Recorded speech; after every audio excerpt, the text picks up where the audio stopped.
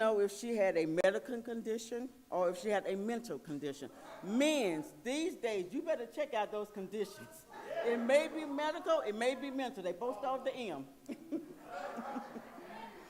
It didn't matter. He wanted her in the condition she was in. Jacob just had to have Rachel, and he would do what it would take to have her. Now, ladies, how many of us in here today would like to have a man like Jacob find us? See, Rachel didn't go looking for her man came looking for her. She didn't have to play games. She didn't have to do tricks. He wanted a relationship with her. Now, how many of us in here, how many women in here, we have played tricks on a young man or now another young woman, which, that's your flavor.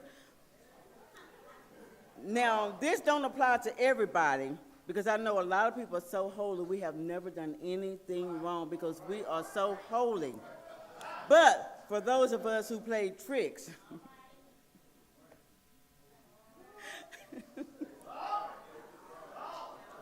and for those of us who play tricks and don't know they play tricks, let's put it that way.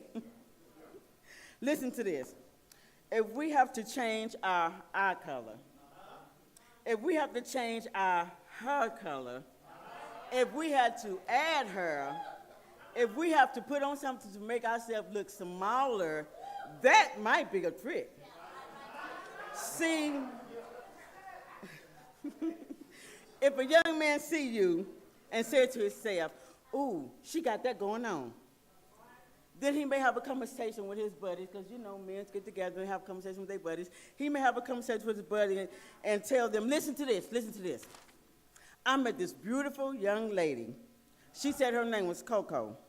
She had green eyes, brown hair, and a beautiful shape. She was a nice treat. But come to find out, your eyes are not green. Your real hair color is not brown. So that might have been a trick. Men, be careful how you look at the outer appearance. Be sure you know what you're getting before you sign that contract. Now back to my text. Jacob was so in love with Rachel, he didn't ask any major questions. The Bible says in Genesis 29:11, and Jacob kissed Rachel and lifted up his voice and wept. Jacob was head over heels for Rachel. How many times will a man meet a woman and she is so beautiful it takes his breath away and he weeps? I'm sure it happened, but they're not going to admit it, but I know it happened with me. When he saw me, I know he wept. If don't nobody else think that much about yourself, I think that much about me.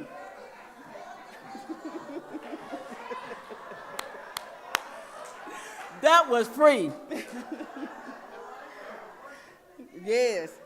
Now, this is the same Jacob that took away his brother's birthright and blessing, the same Jacob that dreamed, and behold, a ladder set up on the earth. Jacob was blinded, so he could not see straight. Sometimes when things blind us and get like the handicap sticker, it says, please do not hang up here because it takes away our vision. We can't see. So when something is blindsided us, that means that, we're distracted. We can't see nothing else is going on. We're headed for a disaster. This is the next question I need to ask you. Do you understand the contract before signing it? A lot of times we go on our jobs and we just want the job, and so we just sign a little contract. Or we want a home and we're buying a home and we just sign the contract. We don't read the fine print. Your ratings might be up, like 9.8, and I'm like, when you can point 2.3, come on, read your contract before signing it, before starting your job. Now, Proverbs 4:5-8 says, get wisdom and get her understanding. Forget it not. Now, Jacob was so in love with Rachel, he was willing to do anything to get her. Right here in Genesis 29:18, and Jacob loved Rachel and said, I will serve thee 7 years for Rachel, thy younger daughter. This man was in love. How many ladies in here today would have a man work 7 years to get you? Now, I don't mean 7 seconds or 7 minutes or 7 hours. I mean 7 years to prove his love to you. That's love. He didn't try to, he did not work to try to get to her. He was working in order to get her. Sometimes women, we lower our standards. Not me, but sometimes some women lower their standards. We say, oh, I just work and he'll stay at home. 2 Thessalonians 3:10. For even when we were with you, this we command you, that if any man would not work, neither should he eat. If you go home to your man that don't work, and he says, hey baby, how was work? I'm hungry. Don't get mad. Don't get upset. Because you accepted him up under those conditions. You were blindsided. But just so happened, if you want to get your life back and a little bit of dignity, tell him, I didn't do better because I didn't know better. I didn't read the contract. Right. But now I know. According to 2 Thessalonians 3:10 says, for even when we were with you, this we command you, that if any man would not work, neither should he eat. I just don't think you should be eating if you don't work. I need you to get up, clean yourself up, go out and find a job.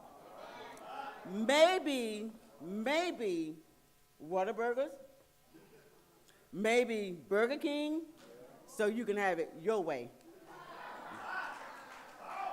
Since you like to eat and Burger King let you have it your way. But in this house, it's God's way. Now back to my text. Jacob did not read the fine print. He just signed the contract because he was in love. Now we all know how the story went, but if you forgot, right here in verse 20 it reads, and Jacob served 7 years for Rachel, and they seemed unto him but a few days, for the love he had to her. Now listen. Jacob was ready for his bride. And again, he didn't ask the important questions like, is this all I have to do? Is there anything else that go with that? No, he just wanted his bride. And I say unto you, read the contract before signing. There's fine print. Read the contract. Now, verse 22 says, his father-in-law gathered together all the men and made a feast. I'm sure there was drinking, eating. They're going to party. We're going to party hardy. I'm sure there was partying, more drinking, and after all, it was a feast. And Jacob was so excited, he probably partied hard because he told his father-in-law in verse 21, give me my wife, for my days are fulfilled, that I may go in unto her. Jacob had worked 7 years. He was ready, he was willing, and he was able to take on his new bride. But I say to you today, don't party too hard at the feast. There could always be a trick and not a treat waiting for you the next morning. I know ain't nobody going to mention this, but how many people sometime went out and you had a little bit too much Coke to drink and, a little bit too much Coke or Sprite or Dr. Pepper, and, you had a hangover from your Coke. You're out partying hard, and, you don't remember what you done. You just know you're there, and you wake up, and it's like, ooh, I'd rather chew my arm off than didn't move them. You really, really don't party too hard. Because you could get a trick the next morning and not a treat. Which brings me to my next question. Was this a trick that was played on him, or was it a treat? And the next morning when he woke up, it was Leah and not Rachel. You know what? He was partying hard because she had a beautiful figure. She was beautiful. I'm like, you didn't feel around. You didn't, it was dark. You just don't party too hard. You had to be that Coke. That Coke is really strong. Stop drinking your Coke. Jacob asked his father-in-law, what have you done to me? Did I not work for you to get to marry Rachel? He said, yes. But the contract that you did not read or ask questions, You did led me to believe that you knew our law. It must not be so done in our country to give the youngest before the firstborn. So I ask you here today, was that a trick or was that a treat? I say it was both. Yes, he was tricked, but he also got a treat. He did not stop laying with Leah. After the first night, it's a trick. After that, it becomes a treat. So I ask you again, was that a trick or was that a treat? Jacob had to work another 7 years to get to his real treat. How many women would like a man to work 14 years just to get to you? Now, he already got to somebody else, but no, he don't want that somebody else. He wants you. See, that's the real man, the man that's going to work for you, not a man that wants you to go out there and work while he sit at home and play, is it PlayStation, Xbox, you know, or try to get some big old rims and big old watches, and then I'm like, you can't even spell rims. Duh. So in all, he had to work 14 years to get to his treat. Now, we can learn something from this. Really, never go tricking or treating. You don't know what you will end up with. Will it be a trick or will it be a treat? Now, Jacob should have been used to tricks. And I'm almost through. This is my last question. This brings me to my last question. Do tricks run in your family? See, sometimes we play tricks and we forget about the tricks that we done played on others until they come back around to us.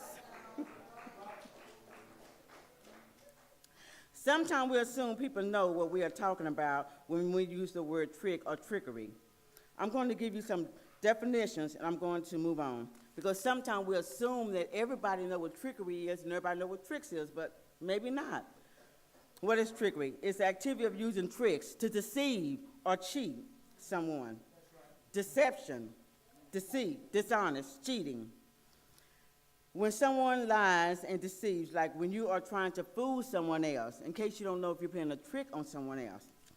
Acts 13:10 says, O child of the evil devil and enemy of all righteousness, you are full of all kind of deceit and trickery. We should never want to play trick on anyone. Proverbs 6:16-19 says, there are 6 things that the Lord hates, 7 that are an abomination to him. Haughty eyes, a lying tongue, a hand that shed innocent blood, a heart that devises wicked plans, feet that make haste to run to evil, a false witness which breathes out lies, and one who sows discord among his brothers. Now we know a little bit about trickery. Let's move on. In Genesis 27, we learn how tricks run in the family. Now Jacob knew all about tricks. After all, he was a master of tricks. He stole his brother's birthright and his blessing. He had the nerve to ask, why have you done this to me? Yes, tricks ran in the family. After all, his grandfather Abraham in Genesis 12:10-14 tried to play a trick on Pharaoh and said his wife was his sister. So yes, tricks ran in the family. And his own mother helped him to trick his father, so trickery ran in his blood. Sometime in life, we forget about all the tricks we play on others until they come back around to us.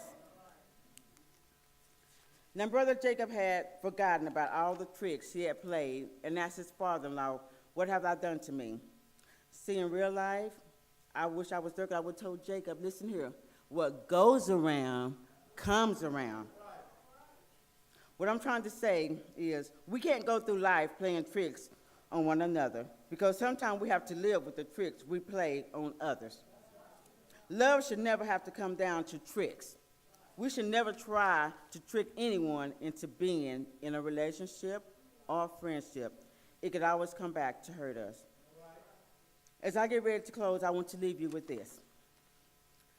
Listen here, because sometime in life we don't understand if we've been tricked, if a trick has been played on us, or if we have someone to play a trick.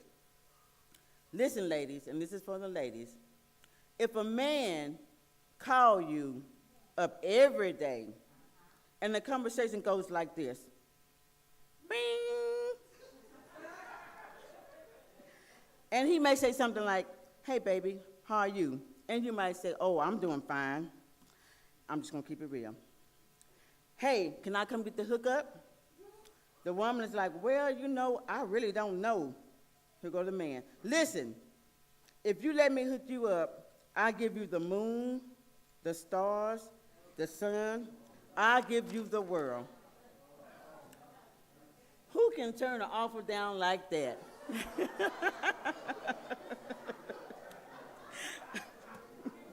Now, after all of that, you say, okay.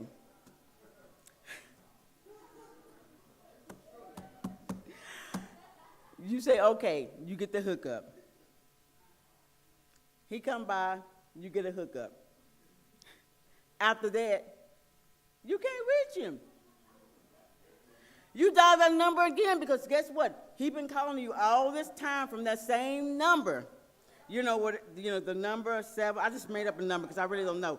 777-9321. He been calling you from that same number all this time. The number been ringing, but the recording comes and say, I'm sorry that the number you dialed is no longer a working number. If you feel like you had a mistake, hang the phone up and redial again. So you hang it up, you redial again. I'm sorry, you have reached a number that has been disconnected, that is no longer working. But if you feel you made a mistake, hang the phone up and redial again. Now you're dialing this number because, you're really trying to get to him because you felt like you got a hookup, so you're really trying to get to him. But the number, something wrong with the phone. Must be a storm.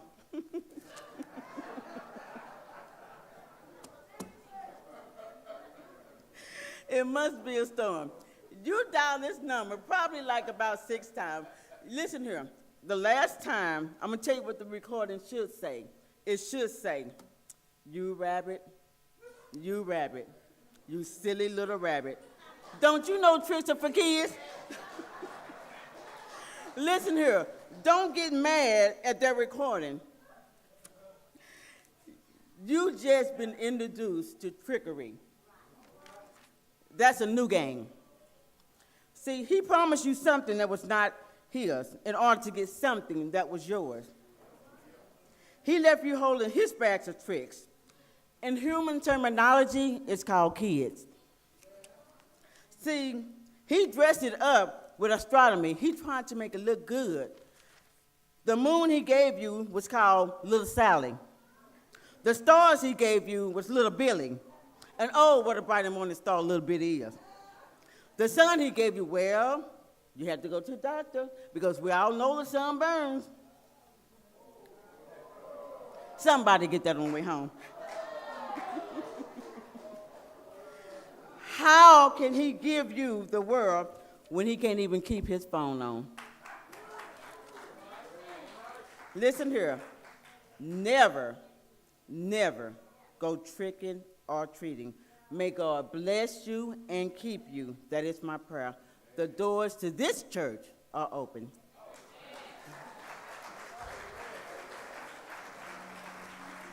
There may be someone here today and you're not sure that you fall in this category of playing tricks. Today would be a good day to come and get it right with him. Sometime in our life, we're trying to wait on other people to come. Listen here, if you need to come, come. It's not about who's going to talk about you, because guess what? There's always room for improvement in all of our lives. God can help you. He can even help you to recognize what's a trick and what's a treat. You see these men and they look good on the outside, make sure they can spell, make sure they can work, because I wouldn't take care of none of them. I have 2 sons, they both work because they know mama will not take care of them at all. So today would be a good day to come get it right with God. Not with me, but with God. He's the only one that matters. There has been so many brokenness within us, within our homes, We ourselves, we keep ourselves in prison because we hold things in our mind that imprison us. Listen here. When the children of Israel, when they came out of Egypt, they were still in bondage because in their minds, they were still locked up. So be free today. Be free today. Today is a good day to get it right. Will you come?